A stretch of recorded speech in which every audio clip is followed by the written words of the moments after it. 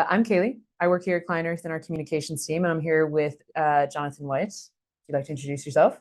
Hi, I'm Johnny. I'm a lawyer in the Accountable Corporations team at ClientEarth.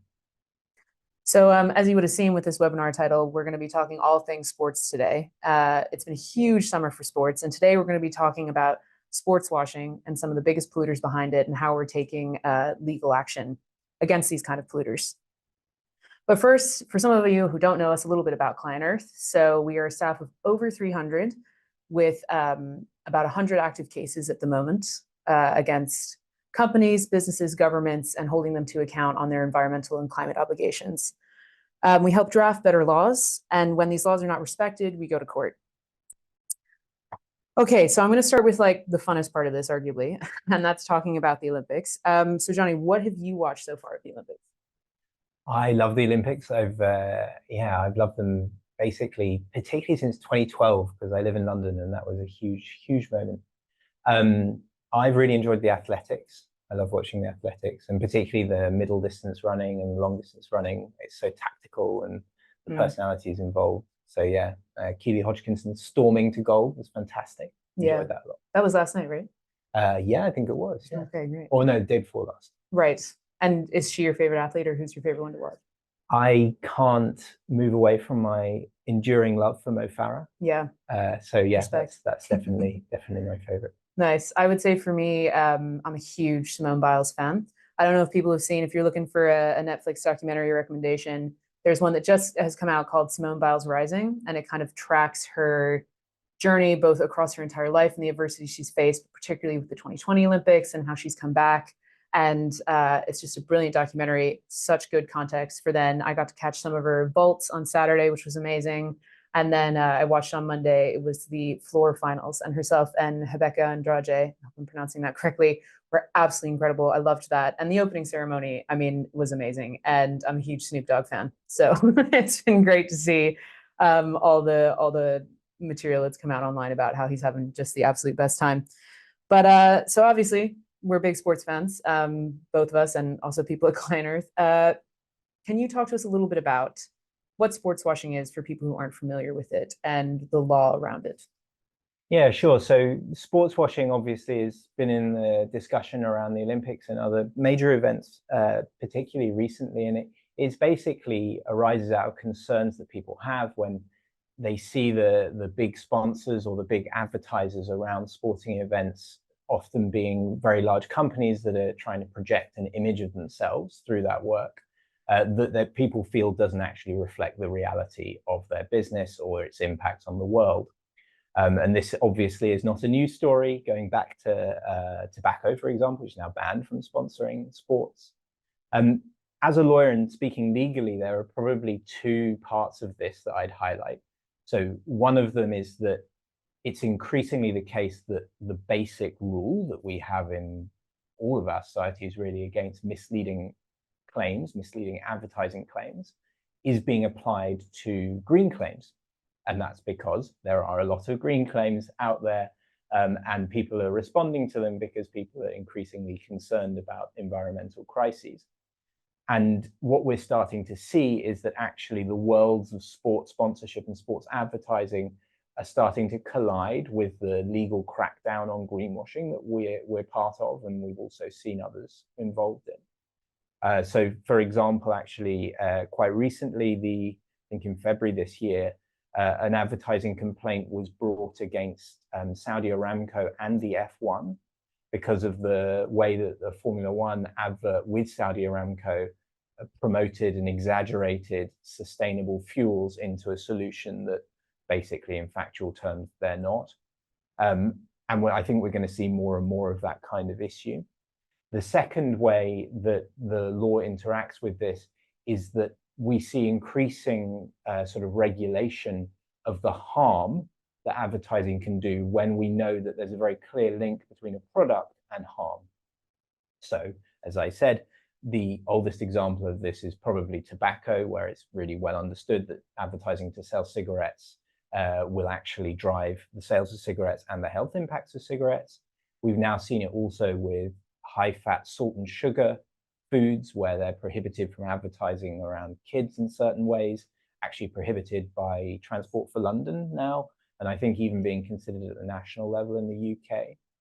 And finally, and not unexpectedly, we're seeing it around fossil fuels. So where we know and have known for a very long time that fossil fuels are the major cause of climate change, it doesn't, and we have an international goal to reduce emissions, which requires phasing them down, phasing them out. It obviously doesn't make a great deal of sense to permit advertising that's aimed at trying to sell them at the same time. So that's why you've seen things like the City of Edinburgh in the UK banning high carbon, including fossil fuel advertising. Similarly, you've seen legislation in France banning certain kinds of fossil fuel advertising.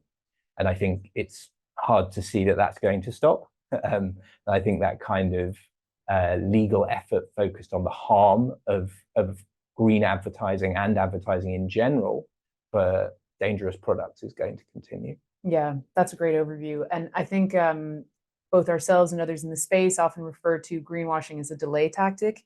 Would you be able to explain a bit more of why people have that position? Yeah, and that actually explains really why we work on greenwashing in the first place. What we do is we only really work on advertising for the reason that it can and is and has obstructed environmental progress towards dealing with the crises that threaten our futures. So we know for very well that that particular kinds of industries will need to phase down their model and will need to phase out some of their products as soon as possible in order to actually reduce, say, climate change to safer levels. And we also know that those industries have an interest in advertising in order to appear as part of the solution. Sure. And often that involves taking what are ultimately false or very exaggerated solutions that perpetuate their use and their production, and then advertising those in order to try and get them sort of entrenched as the false solutions that we follow. And so that really explains why we work on the rules against misleadingness. To try and enforce those rules against that kind of conduct, we need those laws to work well in order to stop this kind of thing, so that we have a degree of information integrity about climate, about transition. And that's information integrity we really sorely need. Yeah, agreed. So bringing it back to sports for a second, can you talk to us a little bit about sports washing issues that are going on right now with obviously what's on everybody's mind with the Olympics? Yeah, so the Olympics obviously is a huge event, and the sponsorship of the Olympics is therefore a huge deal. And what we can see is that a lot of the issues and discussion around sponsorship and around sports washing for the Olympics have focused on the sponsorship of the event by Coca-Cola.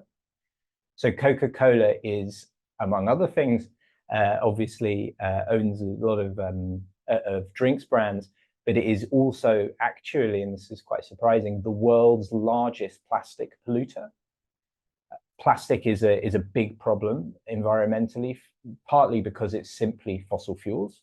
It's actually just the solid form of fossil fuels, and we can't afford more fossil fuels as a world. And secondly, because it also has loads of other impacts, as well as just being the climate impact of fossil fuels. It chokes up ecosystems, and it also has health impacts because of its toxicity. So because of all of that, there is a well-known, well-recognized need to kind of move away from plastic as much as possible, which calls into question why the world's largest plastic polluter is sponsoring the Olympics and getting all of that brand value for doing so.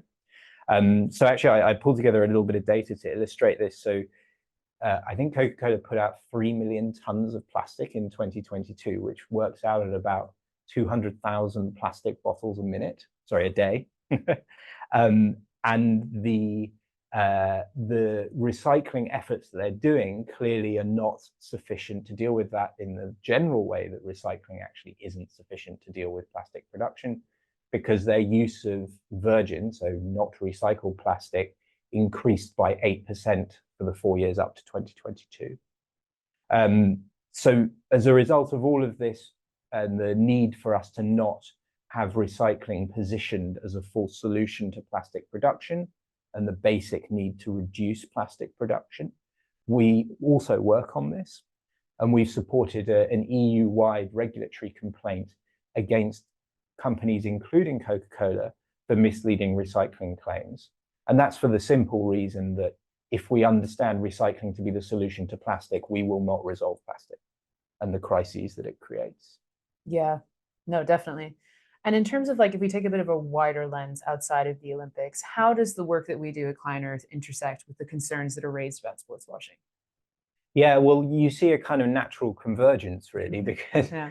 because at ClientEarth, we obviously focus on the most problematically polluting industries and companies. And it is those companies that often look for the brand value that they can get by sponsoring sports events. So to run through a few examples of the kind of ways that our work intersects with this, Ineos is a company that will be known to many people. They sponsor a team in the Tour de France, the Ineos Grenadiers, and I think they also sponsor some of the America's Cup at certain points. And they're basically a very large British petrochemical and fossil fuel company. They're the company that tried to bring fracking to the UK, amongst others.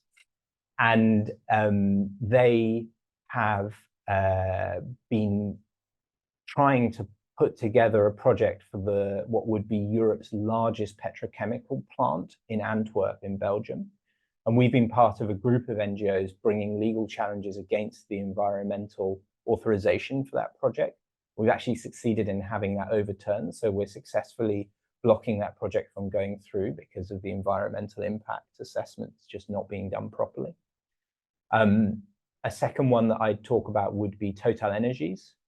So TotalEnergies is the French oil and gas company. They're actually the biggest oil and gas company, I think, in Africa, and certainly the biggest expander in Africa. And what they have been doing is engaging in a really big advertising push around their rebrand to TotalEnergies from Total. And we're supporting a group of NGOs in France bringing a sort of landmark greenwashing challenge against that. We're fighting through the court claim at the moment. And that claim alleges that basically the advertising that they've put out about being part of the solution to transition and their claims around fossil fuel gas are misleading. And interestingly, part of that case actually picks up some advertising that they did alongside and with their sponsorship of a team in the Tour de France, a cycling team. They also sponsored the Rugby World Cup. They sponsored the African Cup of Nations as well. And so you can see how the kind of influence operation that they're putting out really intersects a lot with the world of sport. Yeah, I was very aware of the TotalEnergies of the Rugby World Cup sponsorship as a huge rugby fan myself. I don't know if any of you guys are on the line with us. Hopefully you are. If you want to get involved with our campaign in relation to Coca-Cola and its sponsorship of the Olympics, you can find out through our socials and our website of how you can sign on to our letter to Coca-Cola's CEO. You can follow us on socials. We're on Instagram, LinkedIn, Twitter, Facebook, the whole shebang. And you can find out ways on our website and socials to donate as well. So thank you so much for joining us today on your lunch hour. I hope you had a great sandwich and a great time joining us for this. I hope you enjoyed to watch the rest of the Olympics, and thank you so much for joining. Thank you.